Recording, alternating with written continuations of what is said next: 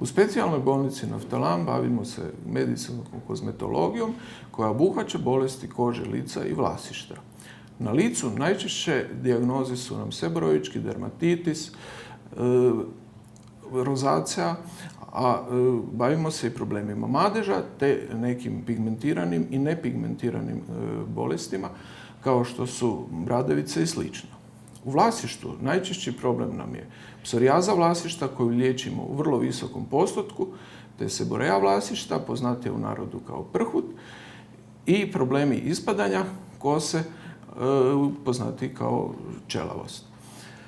U liječenju koristimo vrhunske lokalne i sistemske preparate, ali koristimo i neke nekirurške metode kao što su vrhunski pilinzi, kao što su metoda dermapenum i metoda plazma obogaćena trombocitima, poznatija kao PRP.